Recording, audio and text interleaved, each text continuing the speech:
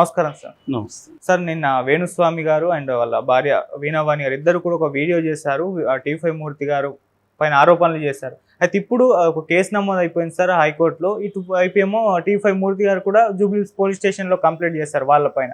అసలు ఏంటి కేసు, ఏం జరగచ్చు అంటారు సార్? ఈ నెల 8వ తేదీ నాగ చైతన్య శోభితల నిశ్చితార్థం జరిగింది. జరిగిన తర్వాత రోజు వేణుస్వామి ఒక డీటెయిల్గా చార్ట్ వేసి న్యూమరాలజీని జ్యోతిష్యాన్ని మిక్స్ చేసి ఒక లెక్క చెప్పి, సో వీళ్ళు 2027లో విడిపోతారు, ఒక మహిళ వల్లనే వీళ్ళ మధ్య సమస్యలు వస్తాయి, విడిపోతారనేది చెప్పాడు. అట్లాగే నిశ్చితార్థానికి పెట్టిన ముహూర్తం కూడా వీళ్ళు నెంబర్ చూసుకున్నారు కానీ అది ముహూర్తం మంచి ముహూర్తం కాదు అనేది కూడా ఆయన చెప్పాడు.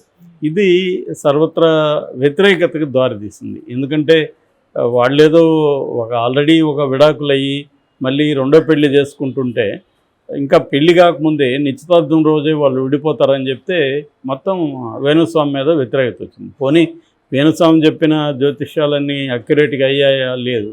గతంలో చాలాసార్లు ఆయన జోస్యం ఫెయిల్ అయింది, అది అందరికీ తెలుసు. అలాంటప్పుడు ఈ నోరు వచ్చి అడగలేదు, నాగార్జున వాళ్ళు అడగలేదు, ఎవరు అడగలేదు. అలా పబ్లిక్గా చెప్పడం ద్వారా సైకలాజికల్గా వాళ్ళ మీద ప్రెజర్ పడే అవకాశం ఉంది. సో ఇది ఖచ్చితంగా ఇబ్బందికరం. అది ఆయన చెప్పుండకూడదు కానీ చెప్పాడు. అది కూడా నేను విరమించుకున్నాను, అయినా దీన్ని ఎందుకు చెప్పానంటే గతంలో సమంత విషయంలో చెప్పాను, దానికి లింక్ ఉంది అని సమర్థించుకోవడానికి ట్రై చేశాడు. సో బేసిక్గా వేణుస్వామి మోడస్ ఆపరెండి ఏంటంటే తనకి వ్యాపారాలు ఉన్నాయి. ఆయనకి జ్యోతిష్యం కూడా వ్యాపారమే, ఇతర వ్యాపారాలు కూడా ఉన్నాయి. రియల్ ఎస్టేట్ ఉంది, పబ్ ఉంది, ఇవన్నీ ఉన్నాయి.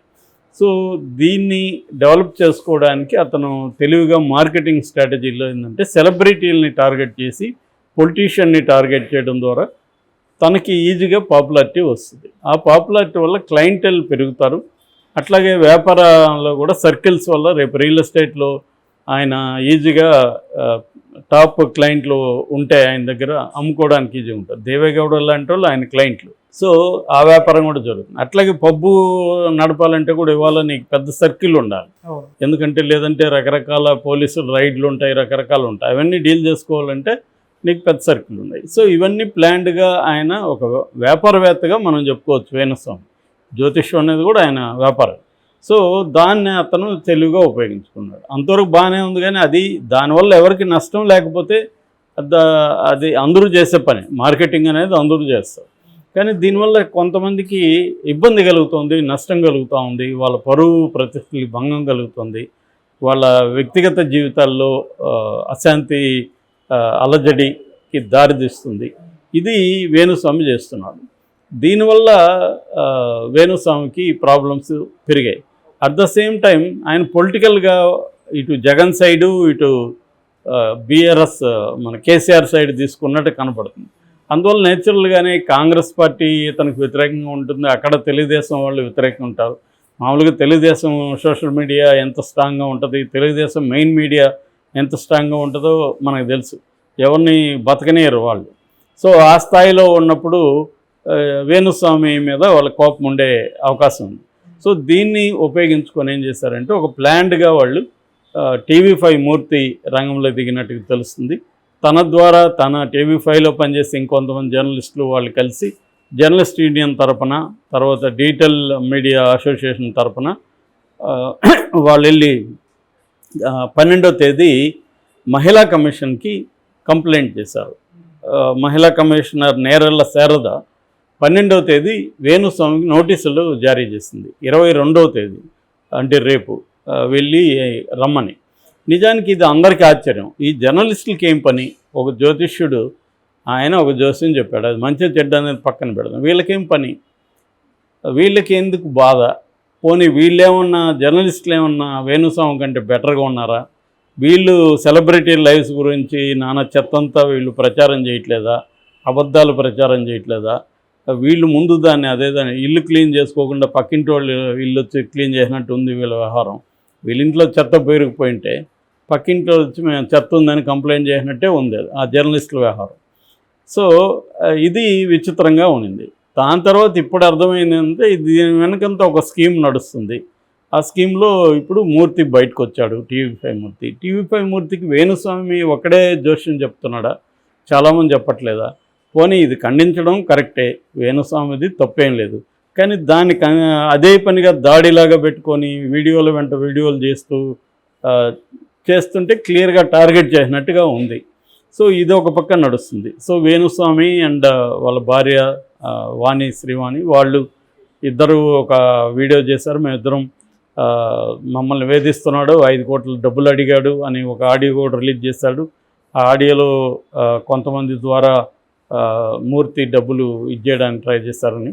సో దానికి మూర్తి మళ్ళీ సమాధానం ఇచ్చాడు, నన్ను చంపేయండి, అది కానీ ప్రూవ్ అయితే నేను తివారీ మీద తివారీ మీద కూడా అప్పుడు 50 కోట్ల డిమాండ్ చేశారు. తివారీ ఈకపోతేనే ఏబిఎన్ వాళ్ళు చేశారని కూడా అప్పుడు కూడా ఇదే వచ్చాయి విమర్శలు. సో మెయిన్ స్ట్రీమ్ చాలా ఛానళ్ళ మీద ఈ అభియోగాలు ఉన్నాయి, బ్లాక్ మెయిలింగ్ చేస్తారని.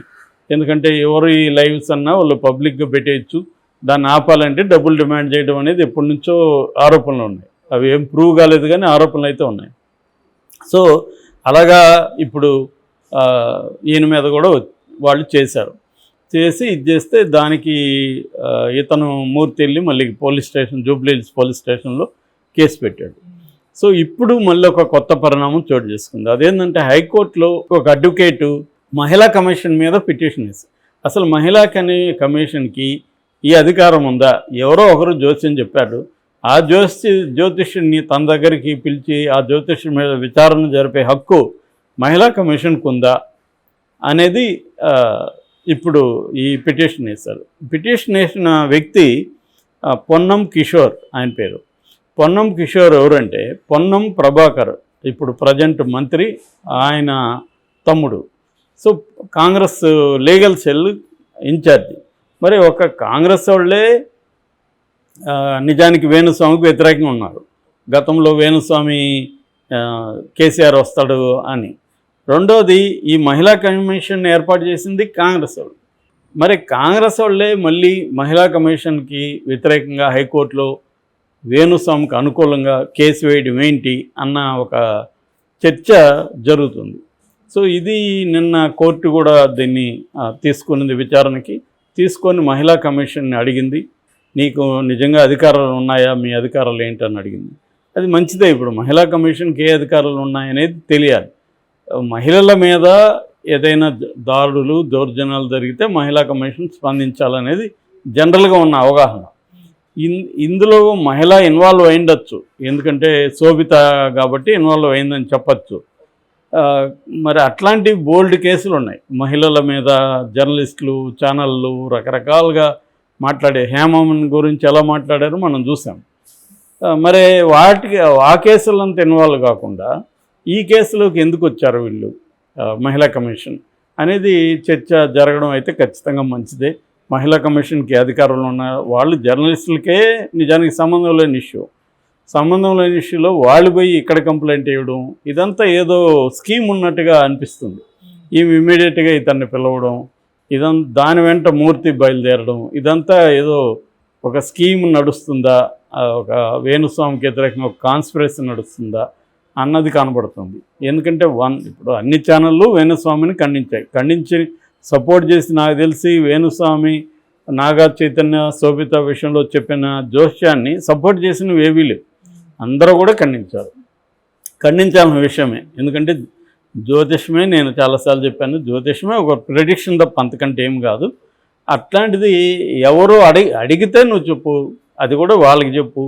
పబ్లిక్గా చెప్పి అడగకుండా పబ్లిక్గా చెప్పి పైగా వాళ్ళు విడిపోతారని చెప్పడం అనేది ఖచ్చితంగా వేణుస్వామి చేసిన తప్పు. దానికి లీగల్గా ఆయన మీద చర్య తీసుకోవచ్చు, నో డౌట్. అది నాగార్జున వాళ్ళు తీసుకోవాలి. విచిత్రం అంటే వాళ్ళు సైలెంట్గా ఉన్నారు. నాగార్జున, నాగ చైతన్యం తీసుకోలేదు, వీళ్ళ మీద కేసులు కానీ ఏమీ లేదు. ఇంకొక వార్త కూడా వస్తుంది, వేణుస్వామి బిగ్ బాస్లకు కూడా వెళ్తాడని. మరి బిగ్ బాస్కి ఏమో నాగార్జున హోస్ట్. సో మరి ఆయన ఎట్లా బిగ్ బాస్లోకి తీసుకెళ్తారు అనేది కూడా ఒక చర్చ నడుస్తుంది.